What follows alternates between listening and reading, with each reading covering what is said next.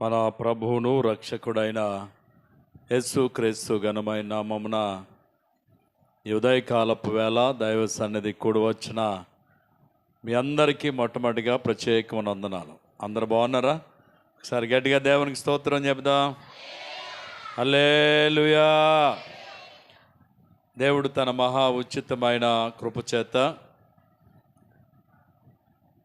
2026 సంవత్సరంలో జనవరి మాసం మొదలుకొని జూలై మాసం అంటే 7 మాసాలు దేవుడు తన కృపచేత మనల్ని కాపాడి 8వ మాసం ఆగస్టు మాసం 2వ తారీఖు ఉదయకాలపు వేళ దైవ సన్నిధిలో మనందరం చేరి ప్రభును స్తుతించడానికి ఆరాధించుకోవడానికి దేవుడు ఈ మంచి సమయాన్ని మనకిచ్చారు.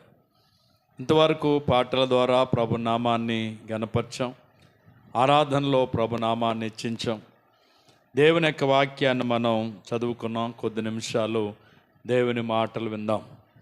దేవుడు తన కృపచేతను మనల్ని కాపాడుతూ ఉన్నాడు.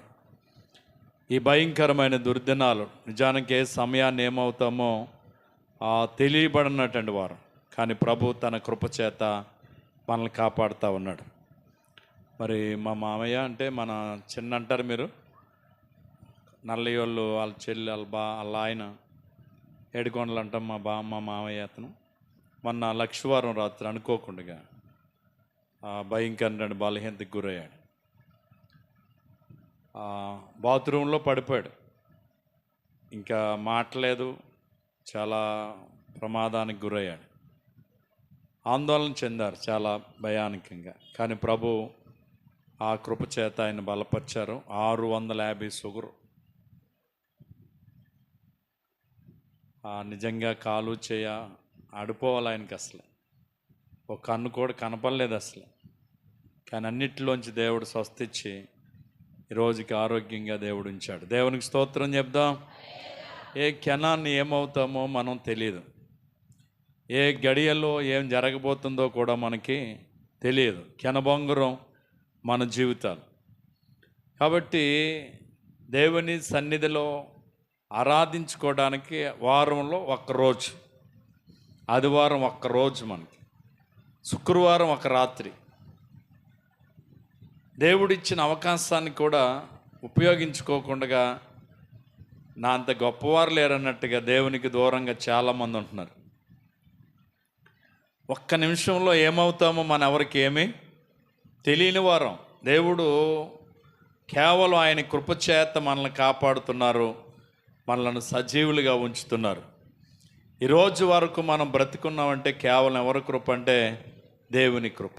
కాబట్టి నిజంగా దేవుడు తన కృపచేత మనల్ని కాపాడుతూ సజీవులుగా ఉంచుతున్నారు. కాబట్టి సమయాన్ని మనం పోనివ్వకూడదు. సమయాన్ని ఏం చేసుకోవాలంటే మనం సద్వినియోగం చేసుకోవాలి. ఆదివారం ఆరాధన అన్నప్పుడు ఆరాధనలో మనం ఉండి ఆ రోజు దేవుని సందులో గడిపితే వారం రోజులు ప్రభు కృప మనకు తోడుగా ఉంటుంది. ఆ రోజే అవకాశం ఉన్నప్పటికీ ఏదో పని కల్పించుకుని ఆ రోజు దేవుని సందులో ఉండవలసిన వాడు ఉండకుండా వేరు వేరు చోట్ల ఉంటున్నారు. సమస్య వచ్చినప్పుడు ఆందోళన చెందటం కాదు, సమస్య రాకముందే ప్రతి ఒక్కడు మెలకు కలిగి దేవుని ఇచ్చిన ఆజ్ఞానుసారంగా ముందుకు నడవగలిగితే ఆయన కృపలో మనం వర్ధిల్లుతాం. 6 రోజులు మనం కష్టపడి పని చేసుకోమన్నాడు దేవుడు. పని చేసుకోకుండా ఇంటికాడ ఉండమనలేదు, పని చేసుకోండి అన్నాడు. 7వ దినం అది విశ్రాంతి దినం. ఆ రోజు మీరు కానీ, మీ దాసి కానీ, ఎడ్లు కానీ, ఆవులు కానీ ఎవరు ఏ పని చేయకూడదో పరిశుద్ధ దినంగా ఆ దినాన్ని నా సన్నిధిలో మీరు గడపండి అని ప్రభు చెప్పారు. కనుమ రోజులన్నీ ఇంటికాడ ఉంటాం, ఆయా పనులు చేసుకుంటాం. ఆదివారం మాత్రం మందిరంలో ఉండడం, ఆ రోజే పని ఉంటుంది మనకి. ఆలోచన చేసుకోండి. దేవుని ఆజ్ఞను మనం కాదని ఆయన ఆజ్ఞకు మనం తునీకరిస్తే, ఆయన ఆజ్ఞను అనుసరించకుండా మనం నడిస్తే ఏమవుతామంటే తెలుసా? చూడండి, పరిశుద్ధ గ్రంథంలో మనం చదివిన భాగంలోనే రాయబడ్డది. ఒక్క మాట నేను మీ జ్ఞాపకం చేస్తాను. 10వ వచనాన్ని మనం చదువుదాం. చూడండి, దేవుని ఆజ్ఞకు లోబడక మహోన్నతుని తీర్మానమును తునీకరించినందున. దేవుని ఆజ్ఞ ఏంటి? మీరు 6 రోజులు ఏం చేసుకోండి? కష్టపడి పని చేయండి. 7వ దినం నా సన్నిధిలో ఏం చేయాలి మీరు? విశ్రాంతి దినం. ఆ రోజు పరిశుద్ధ దినముగా ఏం చేయాలి తెలుసా? ఆచరించాలని చెప్పిన వాడు దేవుడు. కాబట్టి ఇక్కడ రాయబడ్డది ఏంటి తెలుసా? దేవుని ఆజ్ఞను తునీకరించి, దేవుని ఆజ్ఞకు లోబడక మహోన్నతుని తీర్మానమును తునీకరించినందున, అంటే ఎప్పుడైతే దేవుని ఆజ్ఞను మీరుతామో, మహోన్నతుని యొక్క తీర్మానమును తునీకరిస్తామో ఏం జరుగుద్దో తెలుసా? కింద రాయబడ్డ చూడండి. బాధ చేతను ఇనప కట్ల చేతను బంధింపబడిన వారై చీకటిలోను మరణాంధకారములోను నివాసము చేయు వారి హృదయములను ఆయన ఆయాసము చేత కృంగజేయును. ఆయాసము చేత కృంగజేయును. దేవుని ఆజ్ఞను తునీకరించి మహోన్నతిని తీర్మానమును తునీకరించటం వల్ల బాధ చేతను ఇనప కట్ల చేతను. బాధ చేత అంటే శారీరకంగా ఏదో ఒక బాధ మనకు చుట్టుముడుతుంది. ఇనప కట్టల చేత అంటే మా చిన్నప్పుడు బాగా గుర్తు నాకు, చిరుతపూడిలో పిచ్చి హాస్పిటల్ ఉండేది. పిచ్చి హాస్పిటల్ అంటే చేతులకి కాళ్ళకి గొలుసులేసి ఓ గోడకి గొలుసేసి కట్టి వరాలని. ఎక్కడైనా సరే గొలుసుగాక తెలిగిందా ఆ గొలుసుతోటి అలాగ నడుచుకుంటా మా ఇంటికాడ కాలువ దాటేసి మా ఊరు వచ్చేసేవారు. ఆ గల్లు గల్లు మంట వస్తే వెనకాల ఒకటి తోలాకరట్టుకుని ఆ నెదుక్కుంటా వచ్చి కొట్టుకుంటా మళ్ళీ తీసుకెళ్ళేవారు. ఇనప కట్టలు అంటే ఏంటి తెలుసా? సంఖ్యలు చేత బంధించబడటం. ఎవరికి పరిస్థితులు అంటే దేవుని ఆజ్ఞను మీరిన వారికి, మహోన్నతిని తీర్మానమును ఏం చేసేవాడికి సంతోషం ఉండదు, ఆనందం ఉండదు, దేవుని ఉండదు, ఆశీర్వాదం ఉండదు. మనం అనుకుంటున్నాం అంతే. ఆదివారం కూడా పనికి వెళ్తే 8 రోజులు పని చేసిన వాళ్ళు అవుతాం, డబ్బులు ఎక్కువ వస్తాయి అనుకోకండి. కనుమ రోజులు కూలిపోని అట్టికిపోద్ది ఆదివారం. ఎప్పుడు దేవుని మనం ఎవరికి ఇచ్చేయాలి తెలుసా? దేవుని రోజు మనం వాడుకోవడానికి కుదరదు, దేవునికి ఇచ్చేయాలి. దేవుని సన్నిధిలో గడపండి, దేవుని కొరకు వాడబడండి. ఆ తర్వాత మీరు ఏం చేసినా ఆ తర్వాత మీరు చేయు పనులు దేవునికరంగా దేవుడు మారుస్తాడు. గట్టిగా దేవునికి స్తోత్రం చెప్దాం. కాబట్టి దేవుని ఆజ్ఞది. ఆదివారం అనగానే అది దేవుని దినం, దేవుని సన్నిధి. ఎక్కడున్నా సరే ఎక్కడికి వెళ్ళిపోవాలి తెలుసా? ఆ రోజు తడుముకుంటా మందిరానికి వెళ్ళిపోవాలి. నేను చెప్తాను, పని చేసే వాళ్ళకి కూడా ఒకవేళ నిలవ పనికి వెళ్ళారనుకోండి, వాళ్ళతో నేను చెప్తాను, అక్కడెక్కడ మందిరం ఉంటే ఆ రోజు ఆ మందిరానికి వెళ్ళండి, ఆరాధన చేయండి. ఎట్టి పరిస్థితుల్లో దేవుని ఆజ్ఞను మనం ఏం చేయకూడదు తెలుసా? మేరకూడదు. అలా చేసిన రోజున ఆశీర్వాదాన్ని మనం చూస్తాం. అలా కాకపోతే మనం ఎంత ప్రయాసపడ్డా ఏమన్నాడో తెలుసా? మనం ఎన్ని రోజులు కష్టపడి దేవుని సంధికి దూరమై మనం కష్టపడ్డ కష్టార్జితం అంట పట్టుకెళ్ళంట సిల్లు సంచులు వేసినట్టు అయిపోద్దంట. చిల్లు సంచులు వేస్తే ఏమవుతుంది? మనం కష్టపడ్డ ఎన్నట్టుకెళ్ళి సిల్లు సంచులు వేస్తంటే ఏమవుతాయి అమ్మా? బియ్యం కొన్నారు 2 కేజీలు బియ్యం, దానికి కింద అడుగుని సంచికి సిల్లు ఉంది, మీరు చూడలేదు. ఇంటికి వచ్చేటప్పటికి ఎన్ని కేజీలు ఉంటాయి? ఏ సంచి అది? చిల్లు సంచి కనుక ఉండవు. అనుభవం మా అన్నయ్య పుల్లతాత గారి కొట్టు దగ్గర ఉప్పుడు బియ్యం అమ్మేవారు. 8 రూపాయలు కొంచుడు బియ్యం 8 రూపాయలు అనమాట. మా అమ్మ 10 రూపాయలు ఇచ్చేవు కొంచుడు బియ్యం తేబావా అని అంపితే సైకిల్కి ఎట్టేసుకున్నాడు వెనకాల క్యారేజీకి. బ్యాగ్ అప్పుడు ఏం కట్టలేదు, ఏం చేయలేదు, ఎట్టేసాడు అంతే. మొత్తం అక్కడి నుంచి మా ఇంటి దాకా పొడుక్కి ఏమయ్యో తెలుసా? కారుకుంటూ వచ్చేసాయి. రోడ్డు ఏంటి? తారు రోడ్డు కాదు, అప్పుడు కంకర్ రోడ్డు అనమాట, గ్రావల్ రోడ్డు. ఎక్కడనే తుడుతుంది. మరి తొడకపోతే ఏమి లేవు, బియ్యం లేని పరిస్థితి. తర్వాత చాలా చోట్ల ఎక్కువ అడ్డగాడల్లా షేటట్టుకెళ్ళి షేట్లో తుడుచుకొచ్చి మళ్ళీ కడిగి ఎండబెట్టి ఇలా రకరకాల పనులు చేశారు. ఏ సంచది? ఈరోజు చాలామంది అనుకున్నట్టుగా దేవుని దినాన్ని కూడా కష్టపడి ఏదో సాధిద్దామంటే ఏమీ సాధించలేరు. నేను దేవుని వాక్యం బట్టి నేను చెప్పేది ఏంటంటే, దేవుని సమయాన్ని దేవునికి ఇవ్వండి, తర్వాత మీరు దేవునికరంగా మార్చబడతారు. మీరు చేసే చిన్న పని అయినా అది దేవుడు దేవునికరంగా మారుస్తాడు. కొంచెం వచ్చిన ఆ కొంచెాన్ని దేవుడు ఏం చేస్తాడు తెలుసా? ఆశీర్వదిస్తాడు. మొదట ఆయన నీతిని మనం వెతకాల. ఎక్కడ వెతకాల? ఆయన నీతిని మనం వెతకాల. ఆయన నీతిని, రాజ్యాన్ని మనం వెతికితే అన్ని దేవుడు మనకి ఇస్తాడట. ఎందుకని ఇస్తాడు, ఎలాగిస్తాడు, కొన్ని మాటలు మన కీర్తనలో మనం జ్ఞానం చేద్దాం. మొదటి వచనాన్ని మనం చూస్తే, యెహోవా ఎవరంట? దయాళుడు. మనం ఆరాధిస్తున్నటువంటి దేవుడు ఎవరో తెలుసా? దయగలిగిన వాడట. ఏం కలిగిన వాడు? ఏమంటే ఎవరైనా దయగలవాడు, చాలా దయ. చూడండి, దయ అనే దాంట్లో జాలి ఉంటుంది, కనికరం ఉంటుంది, ప్రేమ ఉంటుంది, ఆప్యాయత ఉంటుంది. అన్నీ ఎందులో ఉంటాయి? దయలోనే ఉంటాయి. చూడండి, ఆయన ఎవరు అని అంటే దయగలిగిన వాడు. అంటే మన ఎడల ఒక ప్రేమ, జాలి, కనికరము కలిగిన వాడు. కాబట్టి మనం కష్టములున్నా, మనం ఇబ్బందులున్నా, మన సమస్యలున్నా, మన వ్యాధి బాధల్లో ఉన్నా, మనల్ని చూసి భలేగా వీళ్ళు బాధపడుతున్నారు అనుకునేవాడు మాత్రం కాదు. ఆయన ఏం పడేవాడు తెలుసా? జాలి పడే దేవుడు. ఎవరంట ఆయన? దయాళుడు. ఎవరంట ఆయన? దయాళుడు, దయగలిగిన దేవుడు. నిజమే. ఎలాంటి దయగలిగిన వాడు అని అంటే ఈ కీర్తన భాగంలో రాయబడుతుంది 19వ వచనంలోనూ 6వ వచనంలోనూ 28వ వచనంలో రాయబడ్డది ఏంటంటే, కష్టకాలమందు వారు యెహోవాకు మొరపెట్టిరి, వారి ఆపదలో నుంచి దేవుడు వారిని విడిపించాడు అని ఉంటుంది. అలాగే 19వ వచనంలో కూడా అలాగే రాయబడ్డది. 28వ వచనంలో రాయబడ్డది ఏంటంటే, శ్రమకు వారు తాళలేక వారు యెహోవాకు మొరపెట్టారని రాయబడ్డది. ఆ నిర్గమకాండం 2వ అధ్యాయం 24వ వచనంలో రాయబడ్డది ఏంటంటే, ఇశ్రాయేలీయులు ఐగుప్తు దేశంలో ఉండగా వారికి కష్టం కలిగింది, వారికి శ్రమ వచ్చింది, వారికి బాధ వచ్చింది, వారికి ఇబ్బంది కలిగింది.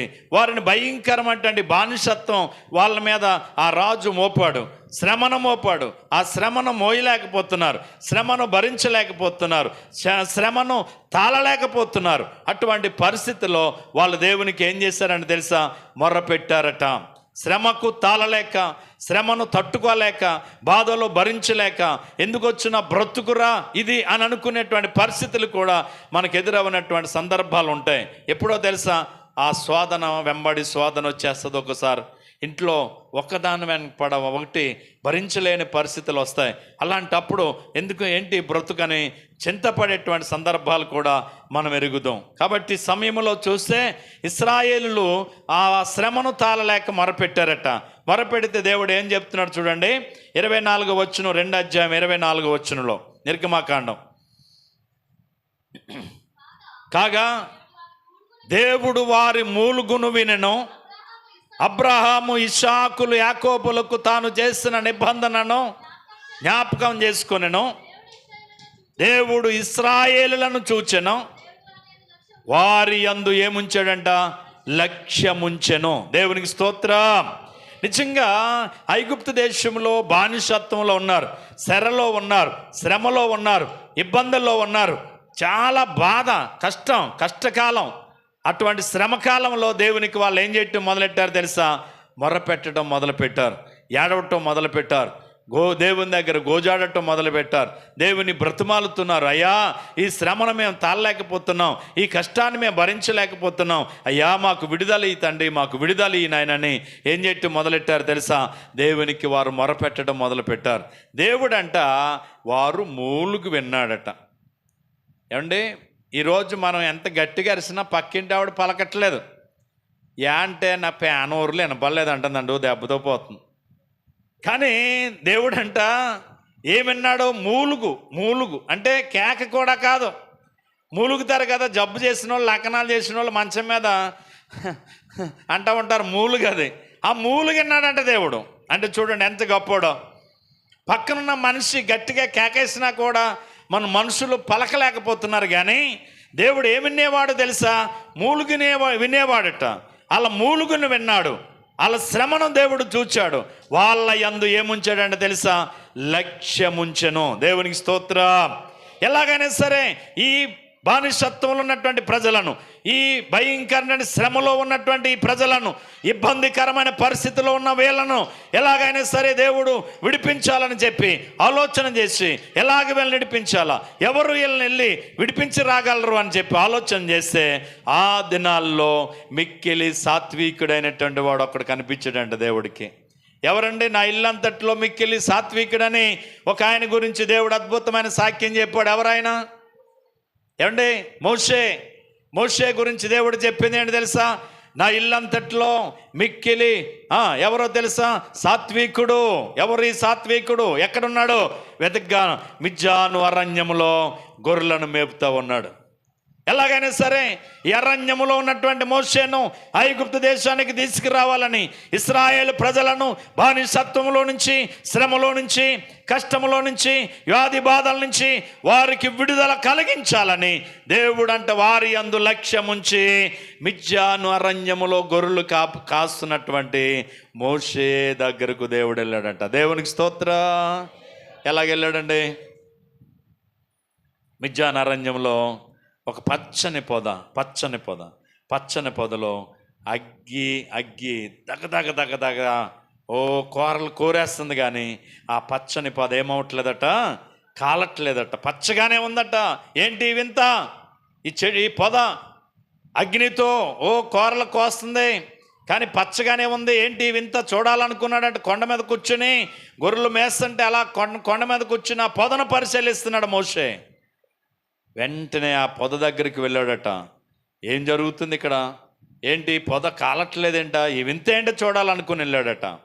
దగ్గరికి రావద్దు మోషే, దగ్గరికి రాకు, నీ పాదములున్న చెప్పులు దూరంగా విడిచిపెట్టి అప్పుడు నా దగ్గరికి రామ్మని ఆ అగ్నిలో నుంచి స్వరం వినబడుతుందట. దేవునికి స్తోత్రం.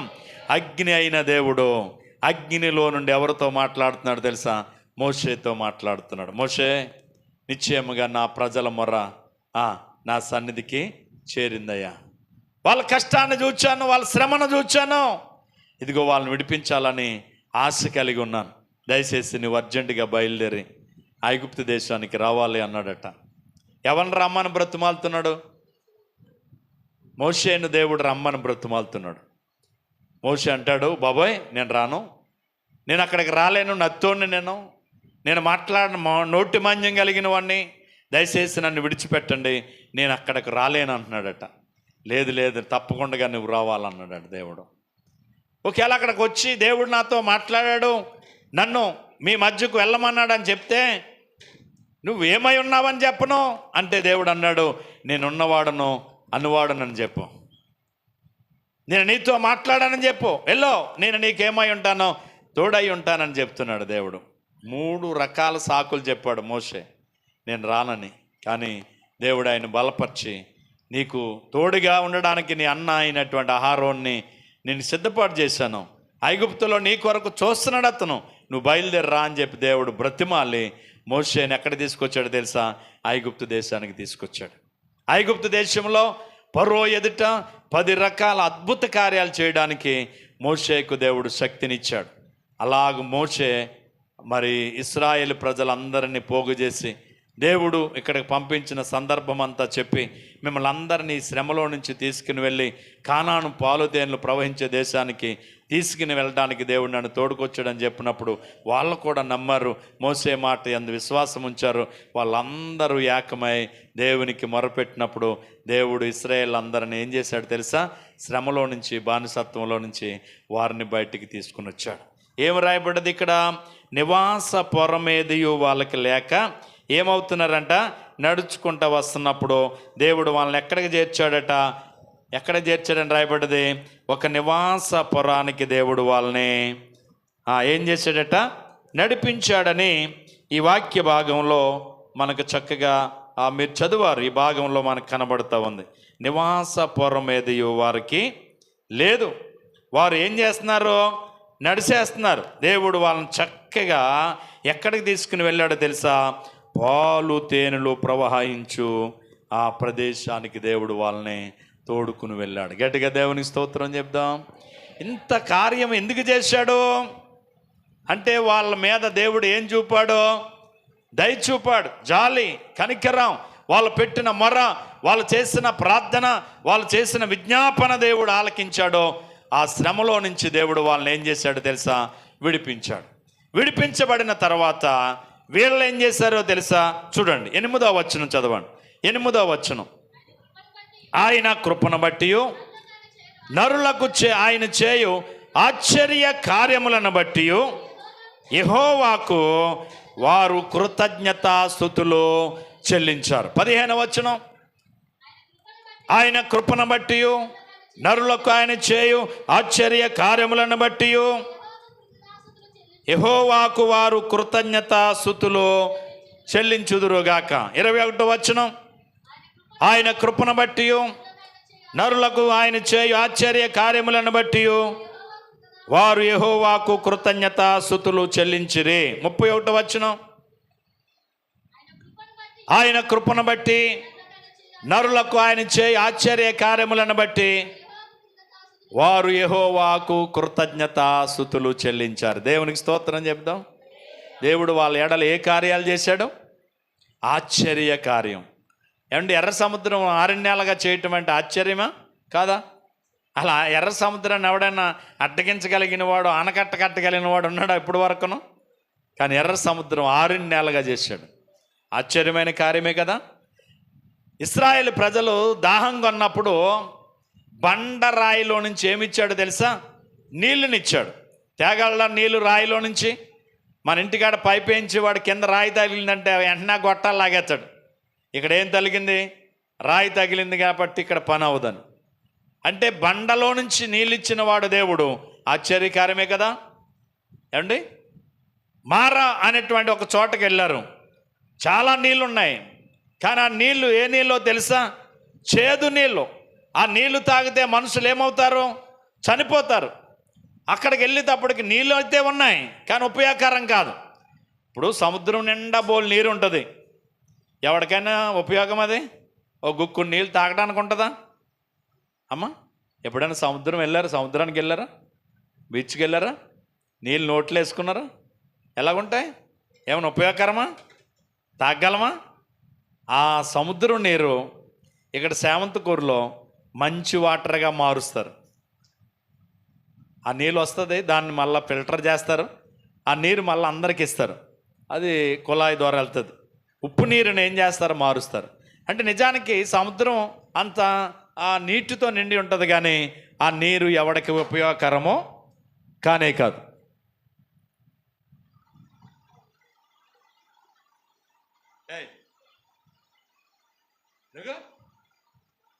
అడేటే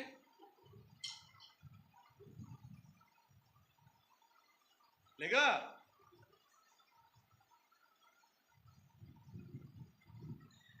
నీళ్ళు ఉపయోగకరం కాదు. అలాగే ఉన్నాయి నీళ్ళు. ఇశ్రాయేలు వెళ్తేపటికి అయ్య బాబోయ్ చేదు, ఎవడో తాగడంటే గమ్మున నీళ్ళు నోట్లో. సేదిష్టం అంట. అయ్య బాబోయ్ మారా దాని పేరు.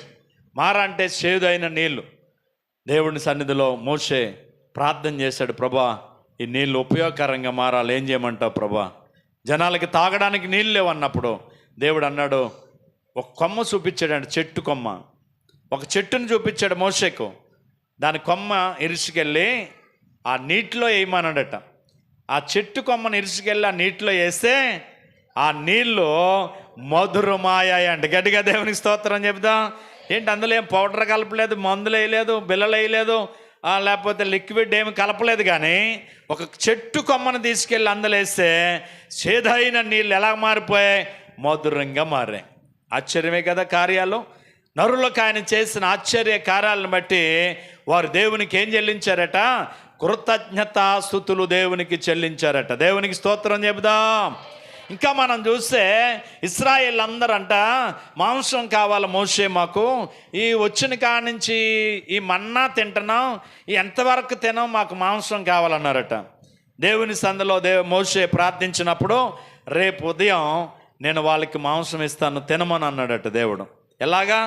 తూర్పు గాలి, ఉత్తరం గాలి, దక్షిణం గాలి, మొత్తం పడమట గాలి ఏం చేశాడు తెలుసా? వీళ్ళ గుడారాల దగ్గరికి మొత్తం అంతా గాలి ఇక్కడికే వీసేలాగా చేసి ఆ గాలిలో పూరేళ్ళు పెట్టెలో ఓ గుంపులుగా దండులుగా వచ్చి వీళ్ళ గుడారాల దగ్గర పడేలాగా చేశాడంట దేవుడు. ఎవడికి ఎన్ని పెట్టెలు కావాలి దాన్ని పెట్టెలో పట్టుకుని కాల్చుకుని ఇంకేం చేయడం తెలుసా? మొక్కమాసు ఉన్నారు మాంసానికి. ఏమై ఉన్నారు? మొక్కమాసు ఉన్నారు. ఉడకకుండగానే కాలుతున్నప్పుడే ఏం చేయటం మొదలెట్టారు? తినేయటం మొదలెట్టారట్టెల్లో తినేశారు మాంసం. చూడండి ఎంత ఆశ్చర్యం. పెట్టెలన్ని చోట్ల నుంచి ఒకే చోటకు వచ్చి పడ్డాయి. వాళ్ళు తనివి తీరా ఏం చేశారంట? మాంసాన్ని తిన్నారట. మరి ఇది ఆశ్చర్యకరం కదా? ఒకసారి ఆలోచన చేయండి. దేవుని కార్యాలు ఎలాంటివో తెలుసా?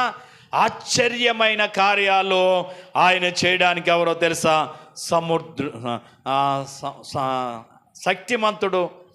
ఆయన ఆశ్చర్యమైన కార్యాలు చేయడానికి సమర్థుడు. ఇంకెవరు వల్ల కార్యాలు జరగవు. ఏదైనా చేయడానికి ఎవరో తెలుసా?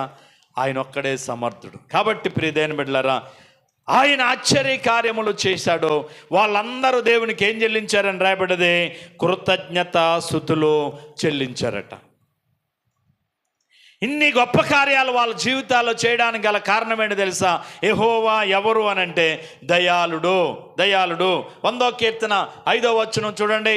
100వ కీర్తన 5వ వచనం మీరు చూస్తే, యెహోవా దయాళుడు, ఆయన కృప నిరంతరముండును, ఆయన సత్యము తరతరములుండును. యెహోవా దయాళుడు, ఆయన కృప ఎన్నాళ్ళు ఉంటుంది? నిరంతరము. మనుషుని దయ, మనుషుని యొక్క ప్రేమ ఎంతవరకు ఉంటుంది?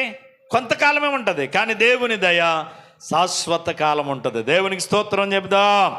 105వ కీర్తన 1వ వచనం. 105వ కీర్తన 1వ వచనం, యెహోవాకు కృతజ్ఞతాస్తుతులు చెల్లించుడి, ఆయన నామమును ప్రకటన చేయుడి, జనములలో ఆయన కార్యములను తెలియచేయడి. యెహోవాకు కృతజ్ఞతాస్తుతులు చెల్లించండి, ఆయన నామాన్ని ఏం చేయండి? ప్రకటన చేయండి. 25వ కీర్తన 8వ వచనాన్ని చూస్తే, 25వ కీర్తన 8వ వచనం,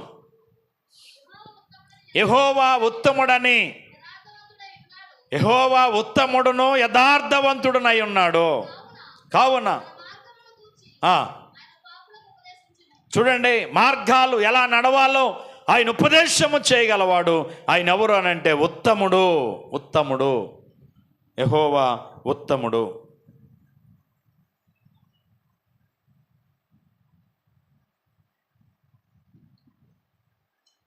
వందో కీర్తన 1వ వచనం చూడండి. సమస్త దేశములారా యెహోవాకు ఉత్సాహధ్వని చేయుడి, సంతోషముతో యెహోవాను సేవించండి, ఉత్సాహగానము చేయొచ్చు ఆయన సన్నిధికి రండి. ఎందుకని? ఆయన ఆశ్చర్య కార్యములు చేయు దేవుడు గనుక. 119వ కీర్తన 68వ వచనం. 119వ కీర్తన 68వ వచనం, నీవు దయాళుడువై మేలు చేయుచున్నావు, నీ కట్టడలను మాకు బోధించుము. కట్టడలు, ఆయన కొన్ని కట్టడలు మనకు బోధించాడు, కొన్ని నియమాలు మనకు బోధించాడు. ఆ నియమాలు మనం అనుసరించినప్పుడే దీవెనకరంగా ఉంటాం. 1వ కీర్తనలో 1వ వచనంలో 3 మాటలు చెప్పాడు క్రైస్తవులుగా మనకి. అక్కడ చెప్పబడిన మాటలు మనం చూస్తే, దుష్టుల ఆలోచన చెప్పున నడవక, పాపుల మార్గమున నిలువక, అపహాసకులు కూర్చుండు చోట కూర్చోవద్దు. 3 మాటలు. దుష్టుల ఆలోచన చెప్పున ఏం చేయకూడదు? నడవకూడదు. దుష్టుడు తన దుష్టత్వం చేత ప్రవర్తిస్తాడు. ఆ దుష్టత్వాన్ని మనం అనుసరిస్తే మనం కూడా విశ్వాసాన్ని ఏమైపోతాం తెలుసా? కోల్పోతాం. అందుకని దుష్టుడు ఆలోచన చెప్పున ఏం చేయకూడదు? నడవకూడదు. 2వది, పాపుల మార్గాన్ని నిలవకూడదు. పాపులు ఉంటారు కొంతమంది, వాళ్ళకి పలానోళ్ళు ఇలా చేస్తున్నారు అలా చేస్తున్నారు చెప్పుకుంటూ ఉంటారు. వాళ్ళతోటి మనం ఏం చేయకూడదు తెలుసా? స్నేహాన్ని చేయకూడదు. స్నేహం చేస్తే వీళ్ళు అంటారు ప్రజలు. జాగ్రత్తగా మనం ఉండాలని అక్కడ చెప్తున్నాడు. చివరిగా చూస్తే, అపహాసకులు కూర్చుండు చోట ఏం చేయకూడదు? కూర్చోకూడదు. కొంతమంది మనుషులు అందరికీ పేర్లు పెట్టేస్తారు, అందరికీ మొఖాలు ఎంచుతారు, వాళ్ళు కట్టుకునే బట్టలకు పేర్లు పెట్టేస్తారు, వారు నడక పేర్లు పెడతారు, మొఖాలకు పేర్లు పెడతారు, రకరకాల పేర్లు పెట్టే వాళ్ళు ఉంటారు మన చుట్టూ. వీళ్ళు ఎవరంటే అపహాసకులు. అపహాసకులు కూర్చుండు చోట ఏం చేయకూడదు? కూర్చోకూడదు. మరి ఏం చేయాలండి? దుష్టుల ఆలోచన చెప్పి నడవద్దంటున్నారు, పాపుల మార్గాన్ని నిలవద్దంటున్నారు, అపహాసకులు కూర్చుండు చోట కూర్చోకూడదు అంటున్నారు. మరి నిలవకపోయి, నడవకపోయి, కూర్చోకపోయి ఏం చేయమంటారంటే అక్కడ చెప్పాడు, యెహోవా ధర్మశాస్త్రమునందు ఆనందించుచు దీవారాత్రములు దానిని జ్ఞానించిన వాడు ధన్యుడట. దేవుని వాక్యమును జ్ఞానించాలా. వాక్యానుసారంగా, కట్టడల ప్రకారంగా, విధుల ప్రకారంగా మనం నడిచిపోవాలా. అప్పుడే ఏమవుతాం తెలుసా? మనము ధన్యులవుతాం. ఈరోజు వాక్యానికి విరుద్ధంగా మనం బ్రతుకుతున్నాం కనుకే ఆశీర్వాదాలు మనం ఏం చేయలేకపోతున్నాం తెలుసా? చూడలేకపోతున్నాం. 2వ దినవృత్తాంతాల గ్రంథము 5వ అధ్యాయం 13వ వచనం చూస్తే, 2వ దినవృత్తాంతాల గ్రంథము 5వ అధ్యాయం 13వ వచనం చూస్తే,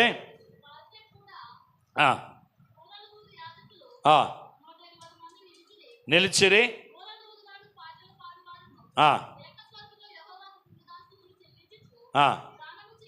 గానము చేయగా యాజకులు పరిశుద్ధ స్థలములో బయలు వెళ్ళి ఆ బూరలతోనూ వాయిద్యములతోనూ కలిసి యెహోవా దయాళుడు, ఆయన కృప నిరంతరముండును అని ఆయనకి ఏం చేశారట? స్తోత్రము చేశారు. కృప ఎన్నాళ్ళు ఉంటుందట? నిరంతరం ఉంటుంది. ఆయన కృప నిరంతరం ఉండును. మనుషుని దయ ఎన్నాళ్ళు ఉంటుంది? మనం ప్రేమ చూపినంతసేపు మన మీద దయ చూపుతారు. ఒక్కరోజు మనం కొంచెం దూరం అయ్యామా, మళ్ళా మనకి వాళ్ళ దగ్గరకు రారు. మనుషుని ప్రేమ అలా ఉంటుంది, కానీ దేవుని ప్రేమ నిత్యము మనతో ఉంటుంది. ఎజ్రా గ్రంథం 3వ అధ్యాయం 1వ వచనం. ఎజ్రా గ్రంథం 3వ అధ్యాయం 1వ వచనం.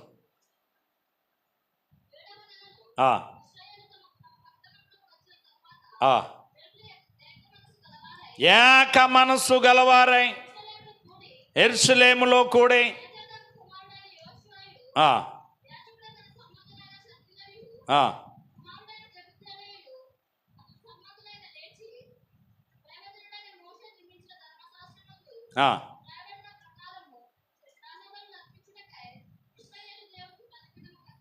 చూడండి, వాళ్ళందరూ కలిసి దేవుని గణపరచడానికి ఏకముగా కూడినట్లుగా వాక్యం మనకు కనబడతా ఉంది. కాబట్టి నా ప్రియ సహోదరి సహోదరులారా, దేవుడు ఎవరు అనంటే దయగలిగిన వాడు. దేవుడు ఎవరంటే ఉత్తముడు. దేవుడు ఎవరంటే జాలి కలిగిన వాడు, కనికరమ గలవాడు, నిన్ను నన్ను ప్రేమించేవాడు. నీకు నాకు ఉన్న ప్రతి ఇరుకు ఇబ్బంది నుంచి ఆయన విడుదల కలిగించగలిగిన దేవుడు ఆయన. గట్టిగా దేవుని స్తోత్రం చెప్దా. హల్లెలూయా. ఇంకా ఆయన ఏం చేసేవాడు? ఒక్క మాట చెప్పి ముగిస్తాను. చూడండి, 19వ వచనాన్ని మనం చదివితే, కష్టకాలంలో వారు యెహోవాకు ఏం చేశారంట? మొరపెట్టారు. ఆయన వారి ఆపదలో నుంచి వారిని ఏం చేశాడట? విడిపించాడు. ఎలాగ విడిపించాడు? ఆయన తన వాక్కును పంపి వారిని బాగు చేసెను. వారి పడిన గుంటలో నుండి వారిని విడిపించెను. దేవునికి స్తోత్రం. ఇందుకే దేవుణ్ణి మనం స్తుతించాలి. దేవుడు ఏమై ఉన్నాడో తెలుసా?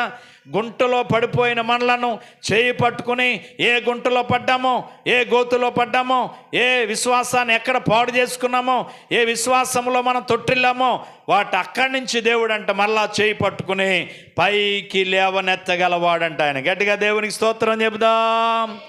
మనుషులు ఎలాంటోళ్ళు?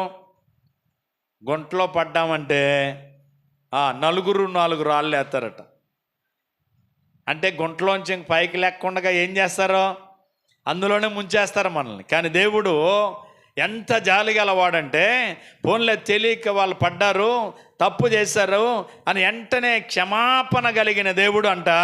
పడిపోయిన గుంటలో నుంచి నీతిమంతుడు 7 మార్లు పడినను వాడు మళ్ళా తిరిగి లేపబడతాడని వాక్యం చెప్పినట్లుగా, ఏ గుంటలో పడ్డామో ఆ గుంటలో నుంచి చెయ్యి పట్టుకుని పైకి లేవనెత్తగలవాడు మన దేవుడు. గట్టిగా దేవుని స్తోత్రం చెప్దాం.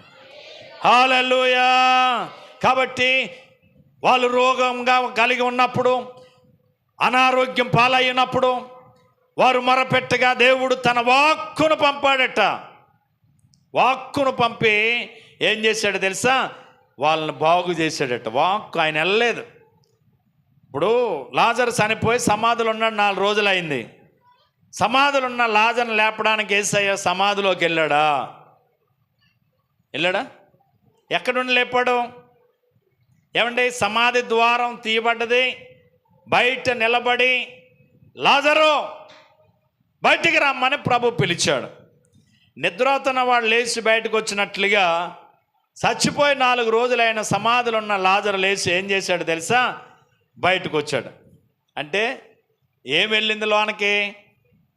యేసయ్య వెళ్ళాడా? వాక్కు వెళ్ళిందా అమ్మా?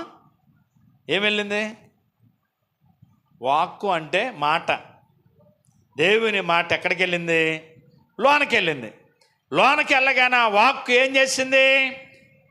సమాధి చేయబడినటువంటి లాజరును లేపింది, బయటకు తీసుకొచ్చింది. దేవునికి స్తోత్రం చెబుదాం. వాక్కును పంపాడు, తన వాక్కును పంపి బాగు చేశాడు. ఒక రోజుని సమాజ మందిరపు అధికారి తన దాసుడు సావసిద్ధమై బలహీనుడై ఉన్నాడు. దాసుని బాగు చేయమని పని వాళ్ళని పంపాడు యేసయ్య దగ్గరికి. ఆయన దగ్గరికి రావక్కర్లేదు. ఆయన ఎక్కడున్నాడు అక్కడి నుంచి మాట ఏమి చేయమన్నాడు తెలుసా? సెలవిమ్మని కవరు పంపించాడు. మాట సెలవిస్తే చాలు, నా దగ్గరికి రావక్కర్లేదు. నేను కూడా అధికారం కలిగిన వాడిని. ఒకరు రమ్మంటే వస్తాడు, ఒకరిని పొమ్మంటే పోతాడు. కాబట్టి ఆయన నా దగ్గరికి రావక్కర్లేదు, కానీ నా దాసుడు బాగుపడినట్లు ఏం చేయమన్నాడు తెలుసా? మాట సెలవిమ్మనండి, ఎక్కడుంటే అక్కడి నుంచి అన్నాడు. ఈ దాసుడు పక్షవాత రోగంతో బాధపడుతున్నాడు. ఇప్పుడు వెంటనే యేసయ్య మీరు వెళ్ళండి, అతడు విశ్వసించిన ప్రకారంగా అతడు దాసుడు బాగుపడి లేచి నడుచునగాక అన్నాడట. ఆ మాట ఎప్పుడైతే సెలవిచ్చాడో ఇంటికాడ రోగి మంచం మీద పడున్నటువంటి వ్యక్తి లేచి నడవసాగాడు. గట్టిగా దేవునికి స్తోత్రం చెబుదాం. హల్లెలూయా. నడవసాగాడు అంటే వాక్కు ఏం చేసింది? ఆ వ్యక్తిని స్వస్థపరిచింది. కాబట్టి యేసయ్య వాక్కు నిన్నేం చేసేదిగా ఉందో తెలుసా? స్వస్థపరిచేదిగా ఉంది. నువ్వెక్కడ రోగై ఉన్నావో అక్కడే ఆయన వాక్కు ద్వారా నిన్ను బాగు చేసే దేవుడై ఉన్నాడు. చాలామంది గల్పదేశంలో ఉన్నవాళ్ళు వాళ్ళకి బాగాలేని సప్పుడు, అయ్యా పరిస్థితి ఎలా ఉందో మా కొరకు కొంచెం ప్రార్థన చేయండి అన్నప్పుడు ఇంటి దగ్గర మేము వాళ్ళ కొరకు కనిపెట్టి ప్రార్థన చేస్తాం. మరుసటి రోజున వాళ్ళు ఫోన్ చేసి రాత్రి నుంచి నాకు చాలా బాగుంది, స్వస్థత కలిగింది అంటారు. ఏంటి కోయిట్ వెళ్ళాలంటే ఫ్లైట్ ఎక్కి వెళ్ళాలా, కానీ ఇక్కడ ప్రార్థన చేస్తే అక్కడ అద్భుతం దేవుడు చేస్తున్నాడు. చూసారా? వాక్కు ఎక్కడికి వెళ్తుంది? ఎంత దూరమైనా ఆయన వాక్కు వెళ్తుంది. అక్కడ ఏం కలుగుతుందో తెలుసా? స్వస్థత కలుగుతుంది. అంత శక్తివంతమైనటువంటి దేవుని వాక్కును పంపి వారిని ఏం చేశాడంట? బాగు చేశాడు. తర్వాత వాళ్ళు పడిపోయారు గుంటలో. ఏ గుంటలో పడ్డారో ఆ గుంటలో నుంచి దేవుడు వారిని ఏం చేశాడు తెలుసా? విడిపించాడు. కొంతమంది ఆర్థికమైన ఇబ్బందుల గుంటలో పడతారు. కొంతమంది ఆ గుంటలో నుంచి ఇంక రాలేని పరిస్థితిలో, ఇంకా రాడింకాడు పని అయిపోయిందని అనుకుంటారు అందరూ. కానీ దేవుడు ఆ గుంటలో నుంచే మనలను పైకి లేవనెత్తగల దేవుడు. కాబట్టి నా ప్రియ సహోదరి సహోదరులారా, ఆయన వాక్కును పంపి వారిని ఏం చేసేవాడుగా ఉన్నాడు తెలుసా? బాగు చేసేవాడుగా ఉన్నాడు. నిన్ను నన్ను బాగు చేస్తాడు. ఎప్పుడు చేస్తాడు? ఏం చేయాలా? ఇప్పుడు జబ్బు చేసింది, వెంటనే మనం ఏం చేయాలా? మనం బాగుపడాలంటే, స్వస్థపడాలంటే ఏం చేయాలా అమ్మా? ఏం చేయాలా? మొరపెట్టాలి దేవునికి, ప్రార్థన చేయాలా.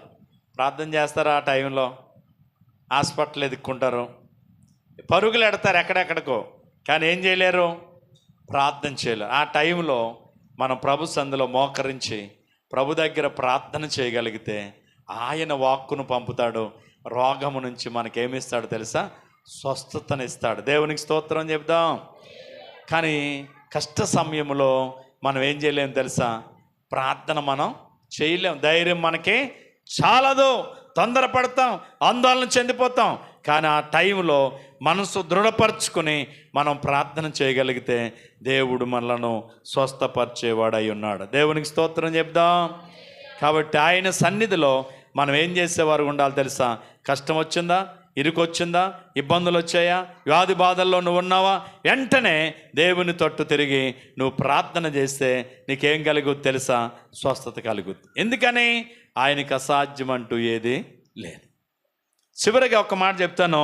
యేసు ప్రభు శిష్యులు సముద్రం మీద ప్రయాణం చేస్తున్నారు. మత్తయి సువార్త 8:23 చూస్తే, ధోని ఎక్కినప్పుడు ఆయన శిష్యులు ఆయన వెంట వెళ్ళిరి. తుఫాను లేచినందున ఆ ధోని, చూడండి, అలల చేత ఏమవుతుంది? కప్పబడను.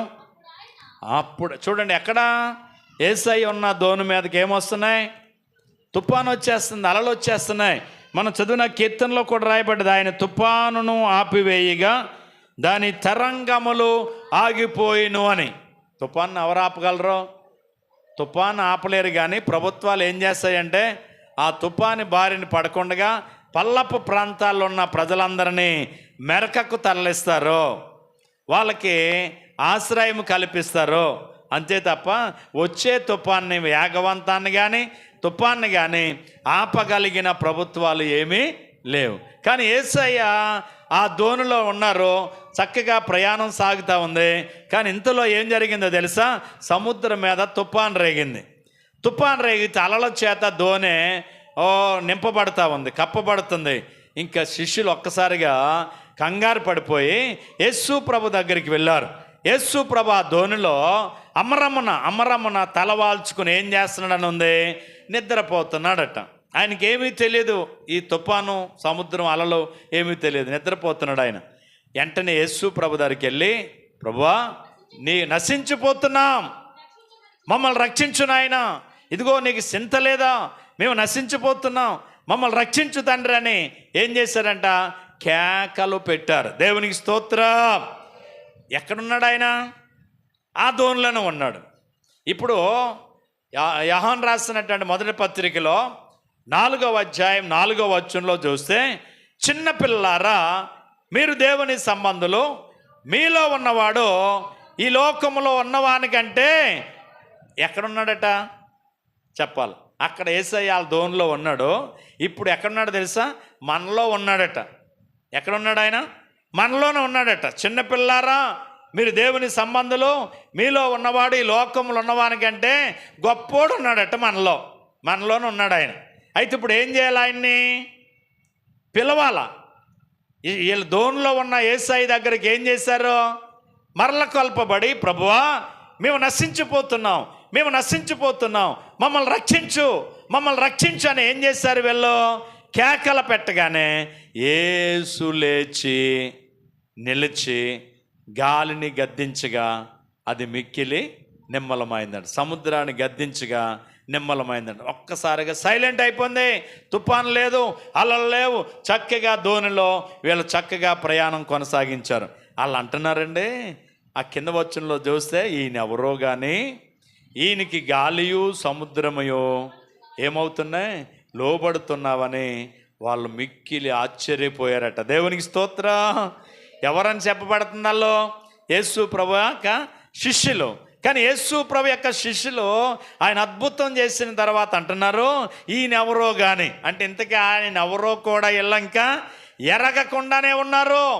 ఆయనతోనే ప్రయాణం చేస్తున్నారు, ఆయనతోనే సహవాసం చేస్తున్నారు, కానీ ఇంకా ఆయన ఎవరో ఎరగకుండా ఉంటున్నారు. ఈరోజు చాలామంది క్రైస్తవులని పిలువబడుతున్నారే కానీ ఆరాధించే దేవుడు ఎంత గొప్పోడో వాళ్ళు ఎరగలేకపోతున్నారు. ఆయన ఎంత శక్తిమంతుడో తెలుసుకోలేకపోతున్నారు. జ్వరం వచ్చిందా పరిగెట్టుకెళ్ళి తాకి తెచ్చి కట్టుకునేవాడు ఒకడు. ఆ రాత్రి నిద్ర పట్టలేదు, కల వచ్చిందా రచ్చరే కట్టుకునేవాడు ఒకడు. బుయ్యబోదు బుట్లెట్టుకునేవాడు ఒకడు. ఎవరిల్లో? దేవుని ఎరిగిన వాళ్ళే. కానీ ఏ శక్తిని ఎరగకుండా ఉన్నారో? దేవుని శక్తిని ఎరగకుండా ఉన్నారు. యేసు ప్రభు శిష్యులు కూడా ఈయనెవరో కానీ ఈయనకి గాలియో సముద్రమయో ఏమవుతున్నాయి? మిక్కిలి లోబడుతున్నాయని చెప్పి అంటే ఏం పడ్డారంట? వాళ్ళు ఆశ్చర్యపడ్డారట. నా ప్రియ సహోదరి సహోదరులారా, యేసు మనలోనే ఉన్నాడు. ఆయన నువ్వు పిలవగలిగితే నువ్వే కష్టములున్నా, ఏ శ్రమలో ఉన్నా, ఏ ఇబ్బందులో ఉన్నా, ఏ అపవాది చేత నువ్వు శోధించబడుతున్నా, వెంటనే నీకేం కలుగుద్దో తెలుసా? గొప్ప విడుదల ఇవ్వగలవాడు మనం నమ్మినటువంటి దేవుడు. గట్టిగా దేవునికి స్తోత్రం చెప్దాం. ఆయన నిన్ను విడిచిపెట్టే దేవుడు కాదు, నిన్ను అపవాదికి అప్పగించే దేవుడు కాదు, అపవాది కబంధస్థల కింద నిన్ను ఉండనిచ్చేవాడు కాదు. అక్కడ నుంచి చేయి పట్టుకుని నిన్ను బయటకు లాగేవాడే నా దేవుడు. నువ్వు నమ్మినట్లయితే గొప్ప కార్యాలు నువ్వు చూడగలుగుతావు. ఈరోజు నమ్మలేక ఆయన ఎవరో ఆ శక్తిని ఎరగక నువ్వేం చూడలేకపోతున్నావు తెలుసా? మేలు చూడలేకపోతున్నావు. ఈరోజు వరకు ఎన్నోసార్లు అపవాది చేత శోధించబడే సందర్భాలు ఎన్నో ఉన్నాయి. కానీ నా చిన్నప్పటి నుంచి ఇప్పటి వరకు ఈ బూదు బొట్టెట్టుకోవడం కానీ ఓ రచ్చరేగ తెచ్చి కట్టుకోవడం కానీ నా బ్రతుకులో నా ఎరగను.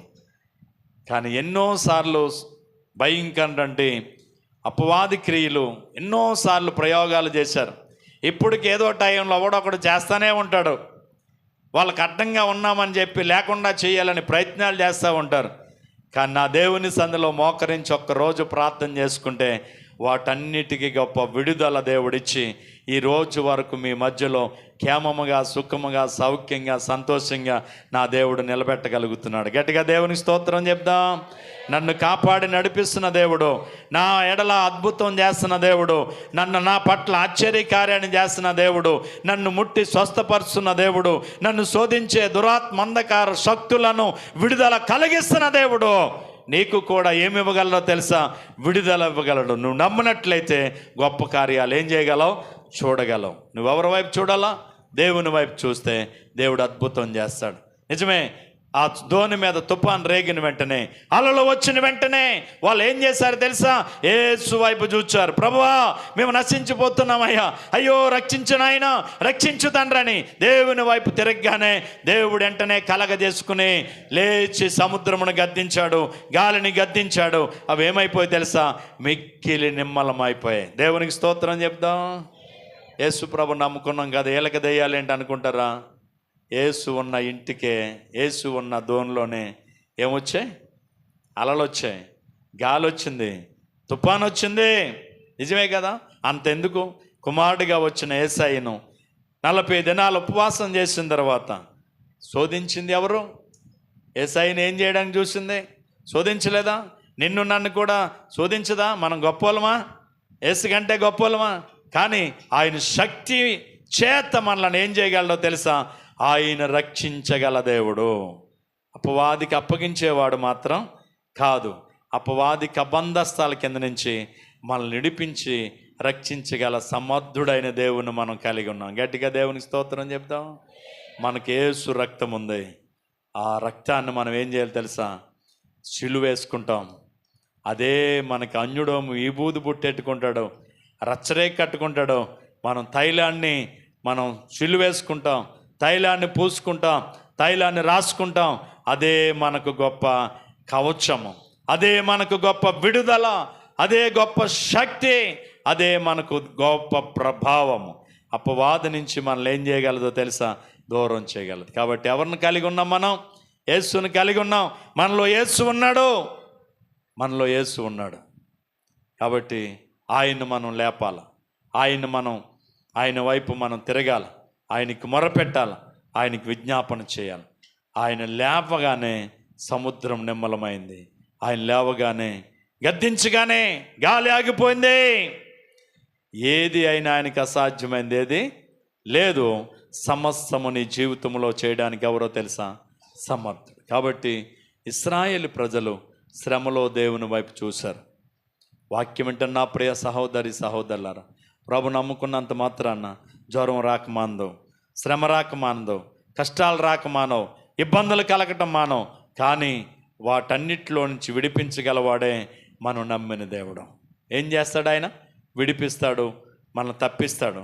మనల్ని అందులో వండించేవాడు మాత్రం కాదు. ఏ గుంటలో పడ్డావో, ఏ గోతులో నువ్వు ఉండిపోయావో, ఏ శ్రమలో నువ్వు ఉన్నావో, ఏ దుఃఖములో నువ్వు భరిస్తున్నావో, అక్కడి నుంచి నిన్ను విడిపించి నిశ్చలమైనటువంటి సవిటి భూమిలో నుంచి సస్యశ్యామలము ఫలభరితమైన పంటనిచ్చే స్థలములోనికి నిన్ను నడిపించగలవాడే మనం నమ్మిన దేవుడు. గట్టిగా దేవుని స్తోత్రం చెప్దాం. అందుకని ఎవరి వైపు చూద్దాం? ఎవరి వైపు చూద్దాం? యేసు వైపు చూద్దాం. యేసు అద్భుతాలు చేయవాడు, యేసు ఆశ్చర్యకార్యాలు చేయవాడు. కనుక నీవు నేను కూడా యేసు వైపు చూద్దాం. ఇశ్రాయేలు శ్రమలో దేవుని వైపు చూశారు, కష్టంలో దేవునికి మొరపెట్టారు, శ్రమలో దేవునికి మొరపెట్టారు. దేవుని ద్వారా వారు విడుదల పొందారు. తర్వాత వాళ్ళు దేవునికి ఏం చెల్లించారు తెలుసా? కృతజ్ఞతాస్తుతులు చెల్లించారు. కాబట్టి మనం కూడా శ్రమలో మొరపెడదాం, విడుదల పొందుదాం, ఆశీర్వాదానికి వారసులు అవుదాం. దేవుని కృపలో మనం దీవించబడదాం. అట్టి కృప దేవుడు నీకు నాకు మనందరికిచ్చి ఆయన కృపతో నింపి నడిపించి బలపరచునుగాక. ఆయన వాక్య వాగ్దానాలు మన జీవితంలో దేవుడు నెరవేర్చి కుడి ఎడమలో మనకు తోడై ఉండి మనల్ని నడిపించునుగాక. ప్రార్థన చేద్దాం. ప్రేమ కలిగిన తండ్రి, కృపగల దేవా, నీ కొందనాలు. ఉదయకాలపు వేళ నీ పాద సన్నిధిలో నిలిచి మేము నేను స్తుతించడానికి మీరు చూపిన కృపకై వందనాలు. నిజమే, నువ్వు దయాళుడువు తండ్రి, దయగలిగిన దేవుడువో, జాలిగల దేవుడువో. మనుషులు దయ మాకు లేకపోతుంది కానీ నీ దయ మాకు దొరుకుతుంది నాయన. మనుషుల కంటే నీవు దయగల దేవుడువు. ఇశ్రాయేలు ఎడల దయ చూపావు, శ్రమలో నుంచి వారిని విడిపించావు, కష్టములో నుంచి వారిని విడిపించావు. నివాస పొరమేది లేకుండా ఉన్నప్పుడు పాలు తేనెలు ప్రవహించు దేశానికి వారిని నడిపించావు. ఆశీర్వాదానికి వారసులుగా చేశావు. విత్తనాలు జల్లేవారుగాను, ఆ భూమి సస్యశ్యామలముగా పంటలు పండే భూమిగాను మీరు చేశారు. సమృద్ధి చేత వాళ్ళని తృప్తిపరిచారు. నిజమే, ఈరోజు ఇశ్రాయేలు జీవితంలో నువ్వు ఏ విధంగా కార్యాలు చేశావో ఈరోజు మా జీవితంలో కూడా కార్యాలు చేయగల దేవుడు అని.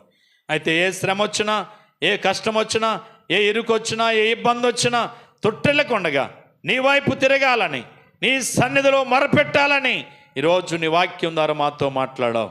విని విడిచిపెట్టడం కాదు, నీ సన్నిధిలో మొరపెట్టి మేలు పొందే కృప మా అందరికీ దయచేయండి. కూడి వచ్చిన చిన్నబిడ్డ మొదలుకొని పెద్దవారు వరకు కూడా మీ దేవునితో నింపండి. యూట్యూబ్లో లైవ్లో చాలామంది వాక్యాన్ని వింటున్నారు ప్రభువా. ఆశీర్వదించబడుతున్నారు ఆయన. ఇంకా వాళ్ళు కూడా నీ వైపు తిరిగిన వారుగా ఉంటే, కష్టాల్లో, ఇబ్బందుల్లో, శ్రమల్లో వాళ్ళు ఉంటే ఇప్పుడే విడుదల కలిగించండి. నీ వైపు తిరిగి ప్రార్థించే కృపా బిడ్డలందరికీ మీరు దయచేయమని, కూడి వచ్చిన చిన్నబిడ్డ మొదలుకొని పెద్దవారు వరకు మీ దేవునితో నింపమని, ఎత్తుబడిన వాక్యం ప్రతి హృదయంలో ఫలింపచేయమని యేసయ్య ఘనమైన నామమున ప్రార్థించి స్తుతించి అడిగి వేడుకొనుచున్నాం పరమ తండ్రి. ఆమేన్. ఆమేన్. గత వారం